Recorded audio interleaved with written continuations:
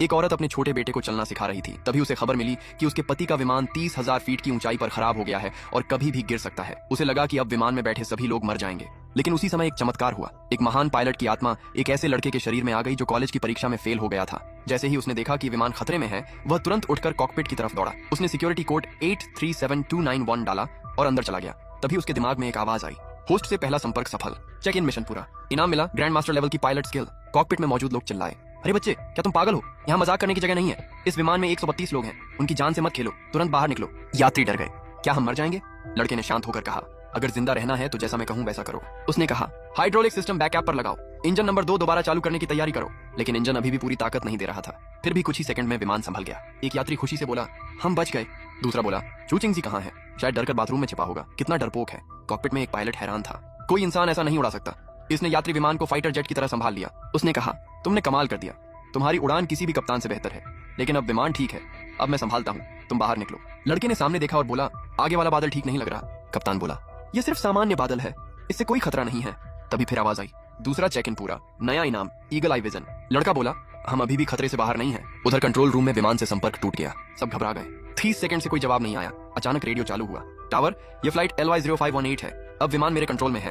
पूरा control room हैरान रह गया। संपर्क वापस आ गया, सभी यात्री सुरक्षित हैं। एक अधिकारी बोला, ये आवाज तो किसी 20 साल के लड़के की लग रही है। लड़के ने कहा, मैं रास्ता बदलना चाहता हूँ, अभी विमान को 270 डिग्री की तरफ मोड़ रहा हूँ। टावर ने पूछा, तुम हो कौन?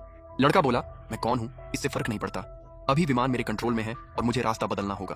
कंट्रोल रूम में सभी सोचने लगे, क्या किसी ने विमान पर कब्जा कर लिया है? कैमरा चालू किया गया। सबने देखा कि कॉकपिट में एक जवान लड़का बैठा है। एक अधिकारी गुस्से में बोला, तुरंत बाहर निकलो। लड़के ने जवाब दिया, मैं आतंकवादी नहीं हूँ, आगे 7 मील पर बहुत बड़ा तूफान बनने वाला है, वहाँ तेज हवा और बहुत खतरनाक झटके आएंगे। टावर बोला, रडार में तो कुछ नहीं दिख रहा। लड़का बोला, रडार अभी पीछे चल रहा है, तूफान अभी दिखाई नहीं देगा। किसी ने उसकी बात नहीं मानी, लेकिन कुछ ही सेकंड बाद रडार पर बहुत बड़ा तूफान दिख गया। अगर विमान 10 सेकंड देर से मुड़ता तो सीधा उस तूफान में चला जाता। अब सबको उसकी बात पर भरोसा हो गया। टावर ने पूछा, विमान की हालत बताओ। लड़के ने बिना देखे कहा, ऊंचाई 9 से 800 मीटर, स्पीड 300 मीटर प्रति सेकंड, ईंधन 12.4 टन, एयरपोर्ट तक पहुंचने के लिए काफी है। सिस्टम चेक किया गया, उसके बताए हुए सारे नंबर बिल्कुल सही निकले। फिर सेना का एक फाइटर जेट विमान के पास भेजा गया।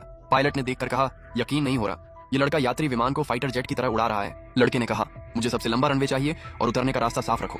कुछ लोग डर गए, अगर जरा सी गलती हुई तो सभी लोग मर जाएंगे। लेकिन दूसरे अधिकारी ने कहा, इसने अब तक हर खतरे की पहले ही खबर दे दी है, अब हमें इस पर भरोसा करना होगा। टावर ने कहा, तुम्हारी मांग मान ली गई है, रनवे 27 पूरी तरह खाली है। तभी अचानक एक और बुरी खबर आई, एक इंजन बंद हो गया है। यात्रियों में चीख पुकार मच गई। एक आदमी चिल्लाया, हम मर जाएंगे।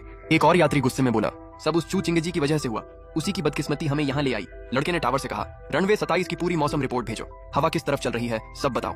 टावर ने तुरंत सारी जानकारी भेज दी। लड़के ने कुछ सेकंड में हिसाब लगाया और बोला, मैं दक्षिण की तरफ से 45 डिग्री के कोण